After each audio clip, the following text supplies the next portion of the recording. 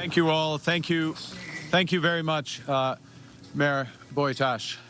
Good morning. Bonjour. Bonjour tout le monde. Hello, it is everyone. a great pleasure to be here in beautiful BC, beautiful Terrace this morning, to be joined as well by Minister Robertson and to be joined by the CEO of the Major Projects Office, Dawn Farrell. I'd like to acknowledge the representatives of the Gitxalas First Nation, the Kitsukalam First Nations, and recognize that we are here on the traditional territory of the Tsimshian people. I'd like to acknowledge other representatives of other First Nations communities who've gathered with us today and whom we honor. The reason for this meeting is to announce the second group, the second tranche of major projects that will be referred to what's known as the Major Projects Office. Let me talk a bit about those projects and what they're here for. They're here to reinforce our nation. They are part of nation-building strategies to transform our economies, but to build all nations, to build Canada and to build First Nations. They are strategies that will make our country more independent, more inclusive, more sustainable, and yes, more prosperous. Parce que nous sommes dans une situation Because we're in a où le monde situation évolue where rapidement. the world is Les changements evolving rapidly. technologiques s'accélèrent. La Changes transition are axée sur accelerating. l'énergie verte Transition gagne on rapidement de terrain. green et energy is transforme gaining le a monde lot of mondial en ground, ressources. is transforming the world's Et les demand in États-Unis resources. The ont U.S. fondamentalement changé leur approche au have commerce, fundamentally qui changed menace their approach les towards emplois, and plonge les entreprises canadiennes threatens jobs and dans un Canadian climat businesses d'incertitude. in a climate We're of in a uncertainty. situation because of all these changes in the world that many of our historic strengths, based on close ties with the United States, have become our vulnerabilities. We just released a budget last week. And in that budget, we estimate that the U.S. tariffs and the associated uncertainty that they're causing will cost the Canadian people about 1.8% of our GDP. Now, let me translate that into real numbers. That's about $50 billion lost from our economy. It's the equivalent of $1,300 for every woman, man, and child in this country. That's because the world, U.S., is changing rapidly. And so we must change our strategy dramatically. And we're doing that by drawing on our legacy as builders, a legacy forged for long by the people of British Columbia. Throughout our history, Canadians have built major projects that define our landscape and underwrite our prosperity. Projects like the railway that united the Maritimes around the time of Confederation. Projects like the Canadian Pacific Railway that helped bring British Columbia into Confederation. The Trans-Canada Highway that linked our nation. The St. Lawrence Seaway that has opened up new markets in the East for over $1 trillion of cargo and counting. We used to build in this country, and we are building our nation again. One of the first things that Canada's new government did was to pass something called the Building Canada Act. That was back in June. And this law changes the government's approach to building major projects from why to how. Those projects are projects that strengthen Canada's autonomy, our independence, strengthen our resilience, strengthen our security. They're projects that provide major economic benefits to Canadians, ones that have a high likelihood of success. Crucially, they are projects that advance the interests of Indigenous peoples. And they have to be projects that contribute to sustainable, clean growth. And the Major Projects Office is helping to build Canada smarter and quicker, fast-tracking infrastructure that we need to unlock our country's immense resources and potential. And in this way, we'll build our communities, grow new businesses, and create tens of thousands of new careers in sustainable industries.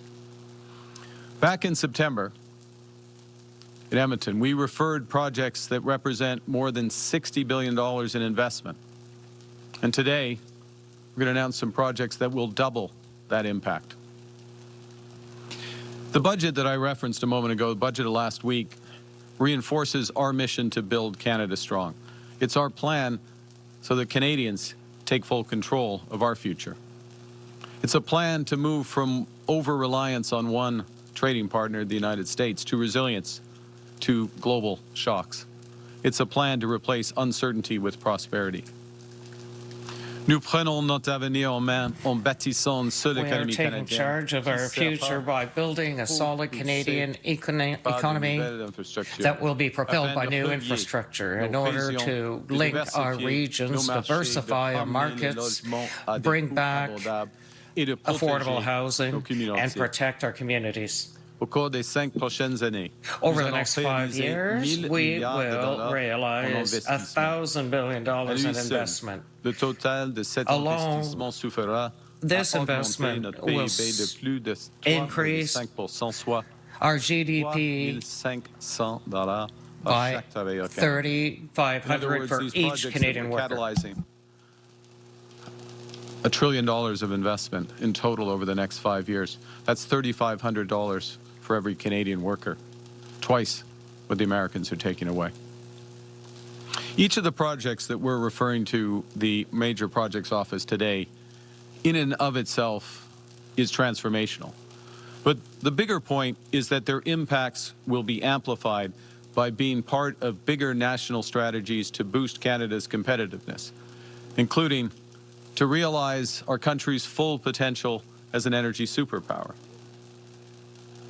by creating new trade and economic corridors that diversify our economy, projects that help build Canada's leadership in critical minerals to increase our independence, and also projects that we won't discuss today, but projects that establish our data sovereignty so Canadians can be served safely and securely online.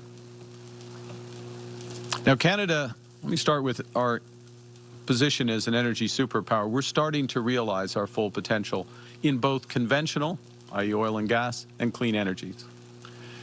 LNG is an essential fuel for the energy transition. LNG can help Canada build new trading relationships, especially in fast-growing markets in Asia. By 2040, it's estimated the global LNG demand will rise by 60%, and Canada will be ready. We're home to the world's 4th largest reserves of natural gas, and we have the potential to supply up to 100 million tons annually of new LNG exports to Asia. But that will require major investment across a wide range of infrastructure. And to encourage that investment, the budget provides new tax incentives to encourage the world's lowest carbon, I'll repeat, the world's lowest carbon LNG facilities. And the budget also expands the Canadian Infrastructure Bank's ability to support projects like Xylism's LNG. Xylism comprises a new gas pipeline, a new electricity transmission line, and a new floating LNG export facility. Led by the Nisga'a Nation under President Ava Clayton, Xylism's will become Canada's second largest LNG facility with a capacity to export 12 million tons of LNG every year to new markets. It'll also be one of the world's cleanest LNG operations, with emissions an incredible 94% below the global average, and with the potential to reach net zero by the end of this decade. All while creating thousands of skilled careers and $4 billion contributions annually to our GDP. The federal government has been working closely with the province of British Columbia in the development of this project, most notably through a one project, one review environmental assessment process and associated consultations led by the province. In addition to consulting on the financing of Xylism, the Major Project Office will also help coordinate timely approvals of all 3 elements of the project and the related transmission infrastructure that I'll discuss in a moment.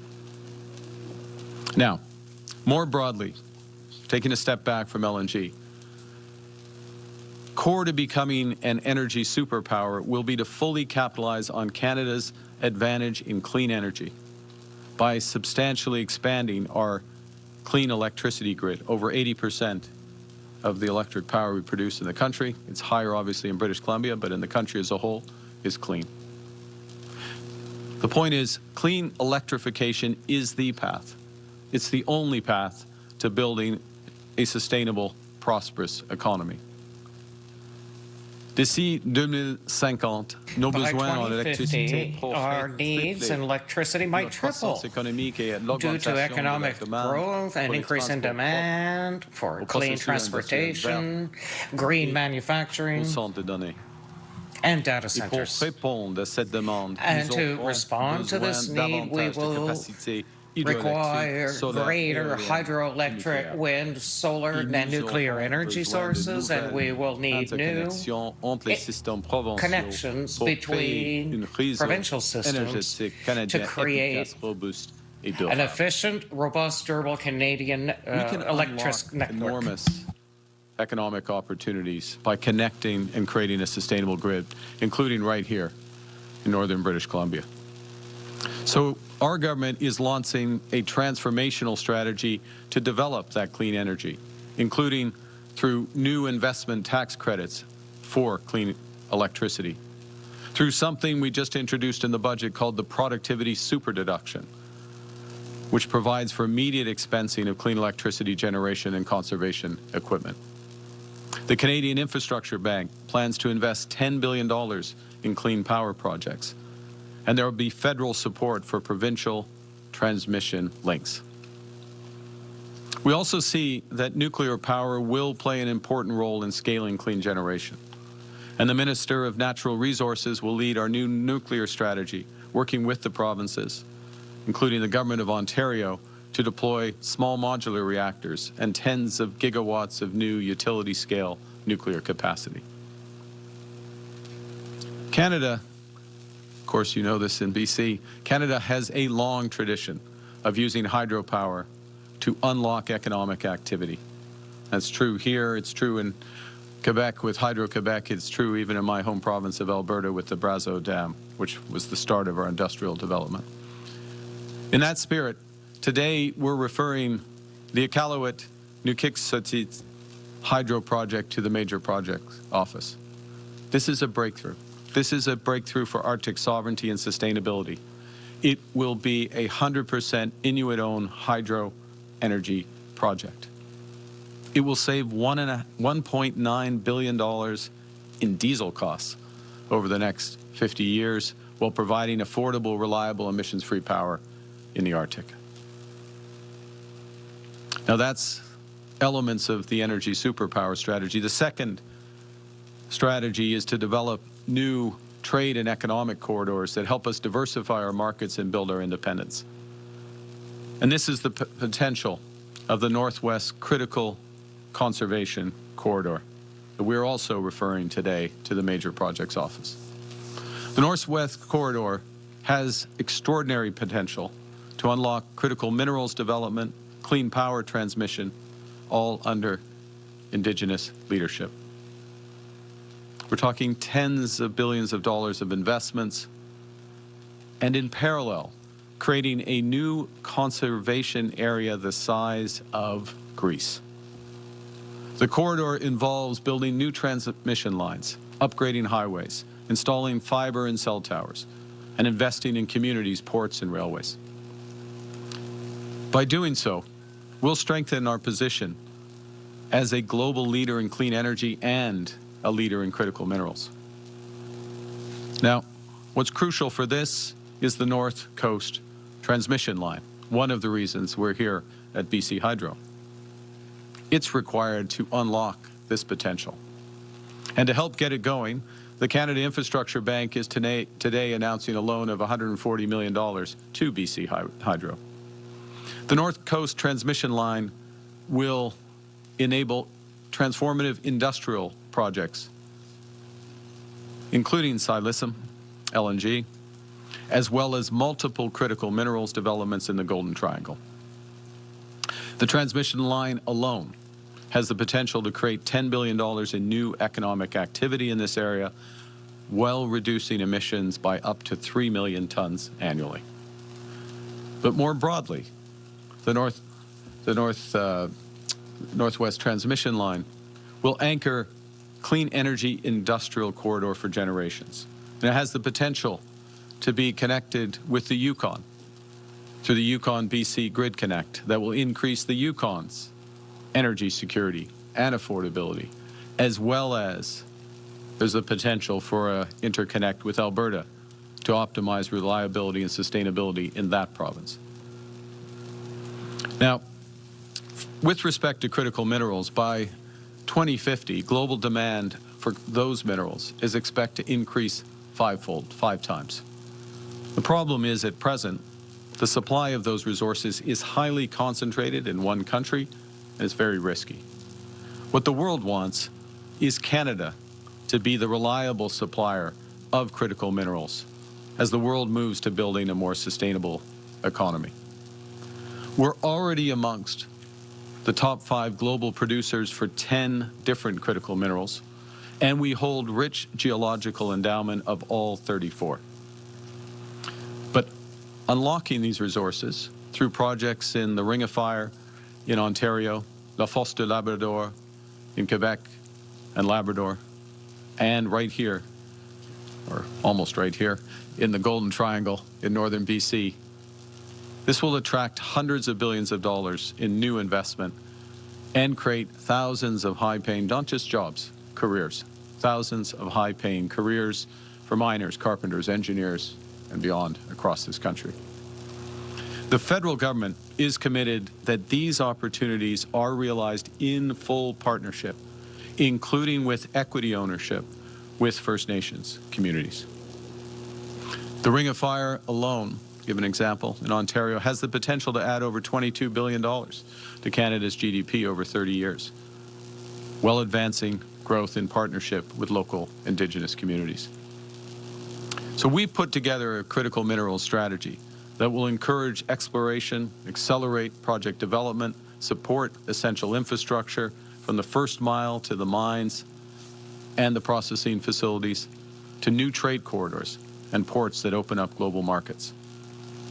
Our strategy will support clean power development, as we see here, while providing greater price certainty and competitive financing to the developers to encourage the long-term investments that we need and the world needs.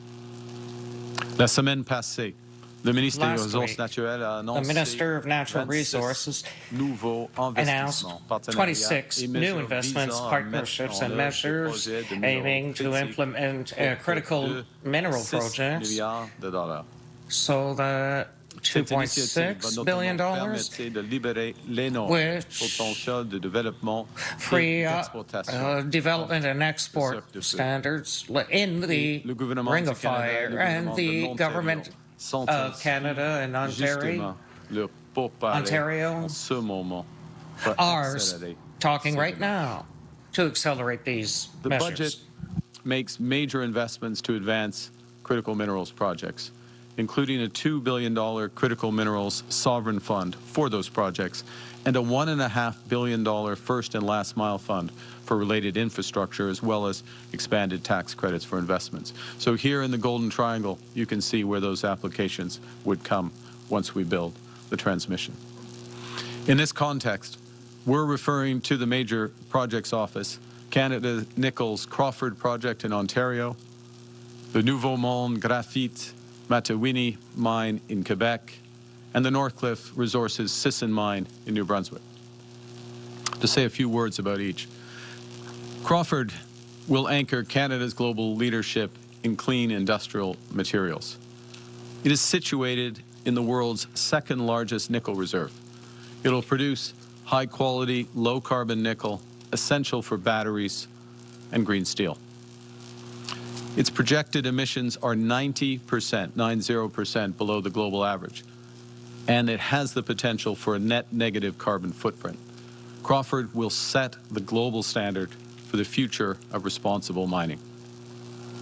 The Sisson mine in New Brunswick will produce tungsten, the strongest metal in the world, and it'll position Canada as a reliable supplier for steel manufacturing, defense, and protective equipment. Et enfin, la mine And finally, Matawini de the Nouveau Monde Matawini Graphite mine va transformer les chaînes Nouveau mondiales Monde Graphite d'approvisionnement will transform the world's supply chain in batteries, and this project will be integrated in the battery plant in Bécancour to produce sulfur graphite used in electrical vehicles and energy storage systems, and all of this will be entirely fed by clean hydroelectric electricity. This project will reduce carbon producers, reinforce Canada's supply system, and continue toward the acceleration to the energy transformation, and attract billions of dollars in investment. Now, I've talked a lot about building and specifics of what we're going to build together. But today is not just about what we build, it's also about how we build. We're building sustainably, in each case reducing emissions and investing in a clean energy future. Our energy and critical minerals projects are amongst the lowest carbon in the world. And moreover, they unlock major investments in sustainable growth for generations to come. Secondly, we're building in solidarity with Canadian workers, creating hundreds of thousands of high-paying union jobs. And we are always building in partnership with Indigenous peoples to ensure meaningful Indigenous ownership and major economic benefits, while promoting the conservation of our natural heritage for future generations. This approach reinforces that the impacts of our nation-building strategies, just like those that came before us, that these impacts will be generational. Consider my earlier reference to that railway in the Maritimes. It was built around the time of Confederation to move goods and troops there, to assert Canada's independence and help unite a young country. But that line eventually became part of Canadian National Railway, which now spans more than 31,000 kilometers across this vast land, reaching here to Terrace and from Terrace to the world. That line moves $250 billion of cargo each year and employs nearly 25,000 Canadians. Its infrastructure is old as our nation itself, and it drives this huge economic activity across the country, employing tens of thousands of Canadians and uniting our nation. That's the power of nation-building projects. Projects that Canadians have built before, and projects that we are starting together to build again. Building Terrace strong, building BC strong, building Canada strong.